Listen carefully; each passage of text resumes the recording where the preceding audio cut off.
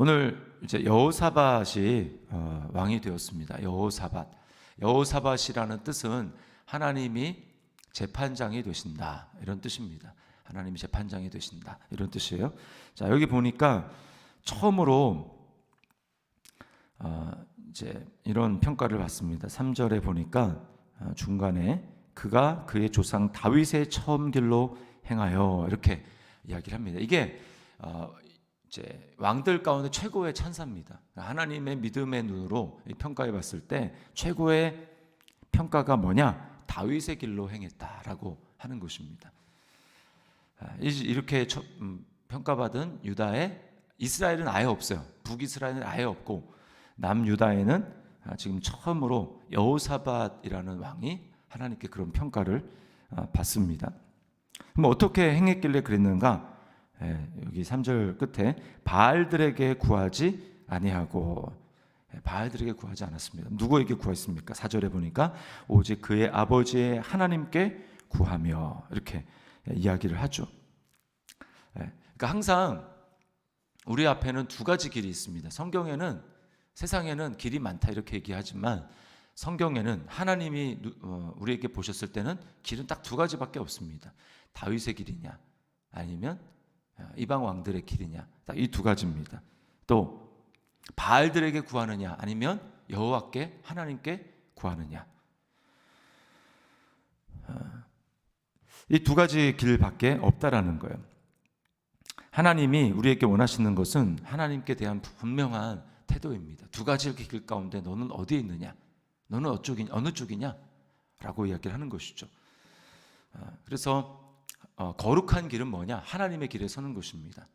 그래서 하나님이 이스라엘이 가나안 땅을 들어올 때 여리고, 그게 이제 상징적인 것 아닙니까? 여리고를 무너뜨리냐 못 무너뜨리냐, 이게 굉장히 중요한데, 그 여리고를 무너뜨리기 앞서서 이스라엘 백성들에게 거룩함을 요구하셨고, 그리고 여호수아가 그 하나님의 군대 장관을 만납니다. 그때 딱 이렇게 단도직입적으로 물어보죠.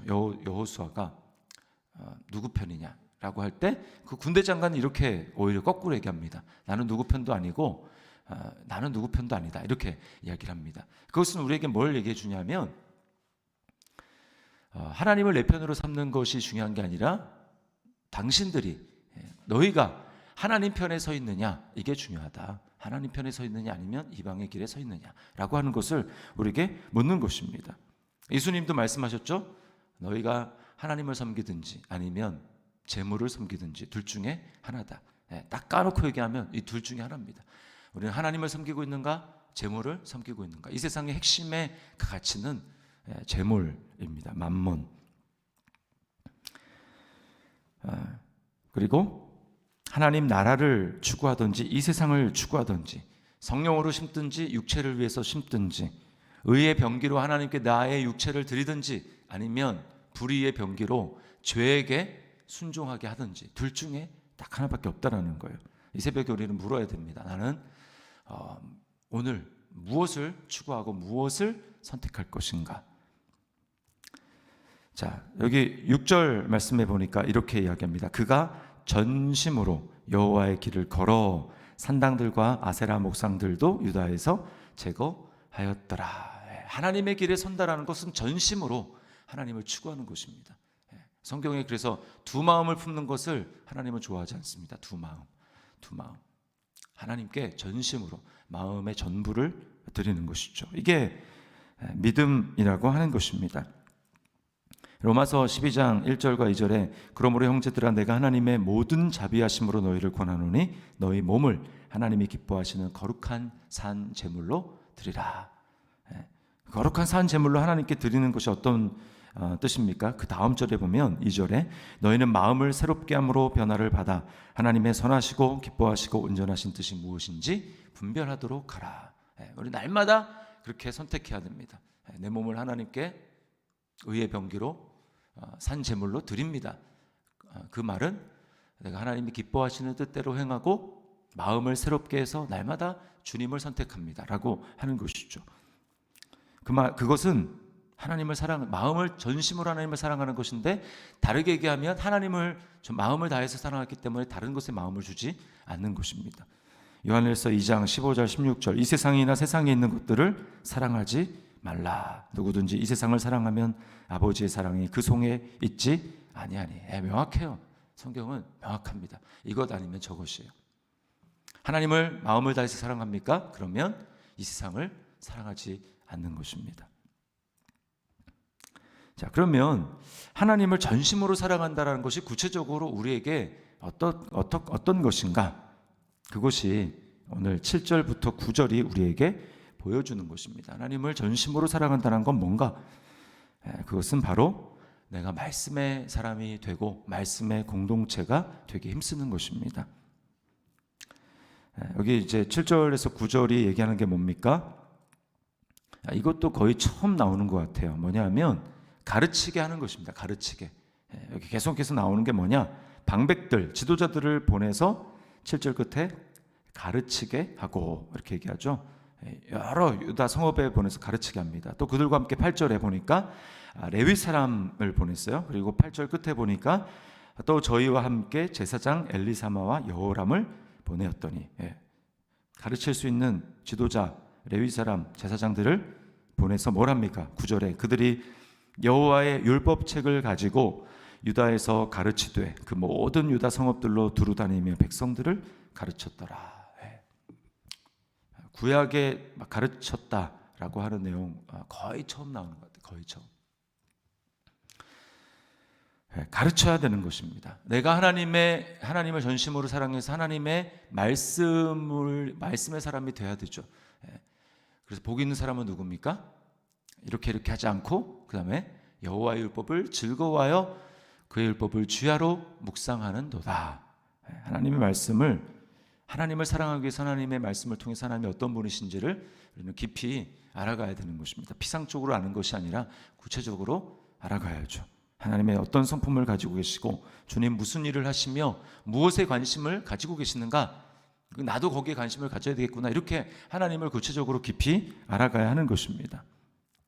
그래서 성경에 보면 하나님을 사랑하는 것과 하나님의 말씀을 사랑하는 것은 동급입니다. 동급. 왜요? 하나님은 말씀이시니까. 말씀하시는 분이니까 하나님을 사랑한다? 그런데 하나님 말씀을 사랑한다? 이것은 맞지 않습니다. 하나님을 사랑합니까? 그러면 하나님이 하시는 말씀을 사랑하고 그 말씀이 기록된 성경을 사랑하고 그 성경을 읽는 것입니다. 이것은 성경이 우리에게 보여주는 바고 2000년의 교회사가 우리에게 보여주는 것입니다. 그래서 하나님을 사랑하는 사람은 성경의 사람이었어요. 성경의 사람. 그래서 부흥회 때는 하나님의 말씀에 대한 새로운 발견이고 하나님 말씀을 사랑하는 것에 새롭게 깨어나는 것이 바로 부흥회 때였습니다. 자, 우리가 하나님의 말씀을 즐거워할 수 있는 이유가 무엇입니까? 그것은 은혜 때문에 그래요. 그리스도 안에 나타난 은혜. 그래서 말씀을 대하는 길도 두 가지가 있습니다. 하나는 율법적으로 대하는 방법이 있고 하나는 은혜로 말씀을 대하는 방법이 있어요. 우리가 하나님을 사랑하듯이 말씀을 사랑하는 비결이 무엇입니까? 말씀을 제대로 선택하게 될 때 이 말씀이 내가 말씀을 읽는 것 같지 말씀이 우리를 읽지 않습니까? 그래서 다 드러나게 돼 있어요.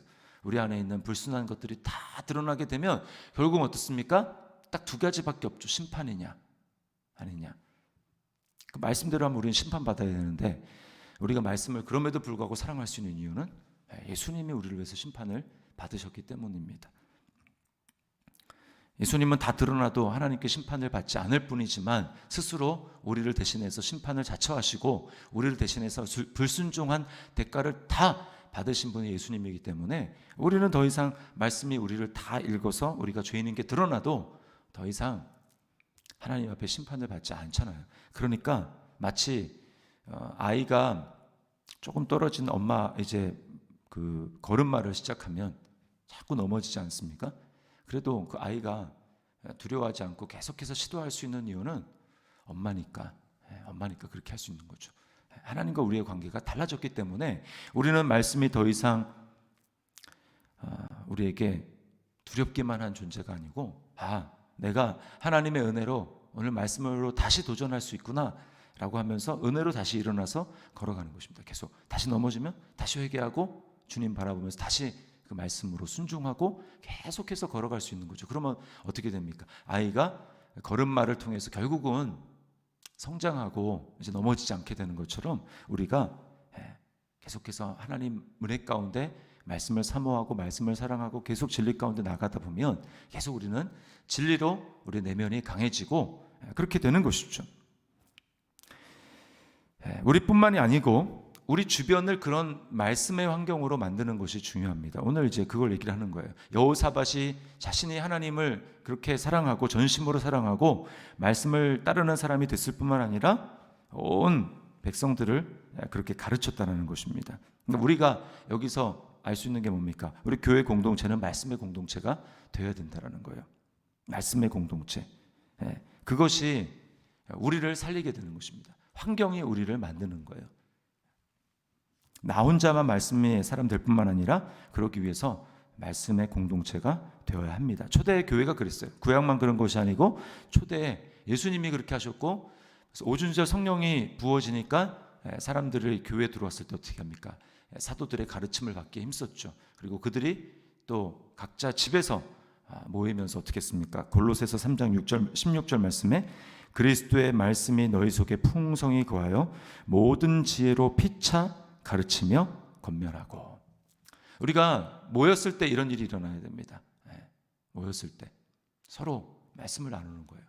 하나님의 말씀에 내게 이런 도전이 됐고 이런 은혜가 됐고 내가 이렇게 깨달았고 이렇게 살려고 노력했던 이런 은혜가 있더라. 이것을 나누는 것이죠. 우리가 다락방에서 그렇게 하고 있는 것 아닙니까?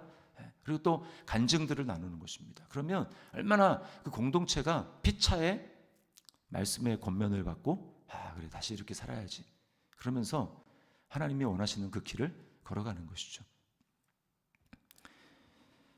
우리는 공동체가 그렇게 돼야 되고 또 가정이 그렇게 돼야 됩니다. 가정이 부모가 먼저 하나님을 사랑하고 말씀을 사랑하고 그렇게 자녀들에게 가르쳐야 됩니다. 이것이 하나님이 원하시는 길이었어요. 신명기 6장 6절과 7절에 오늘 내가 네게 명하는 이 말씀을 너는 마음에 새기고, 우리가 마음에 새겨야 되죠. 그 다음 어떻게 합니까?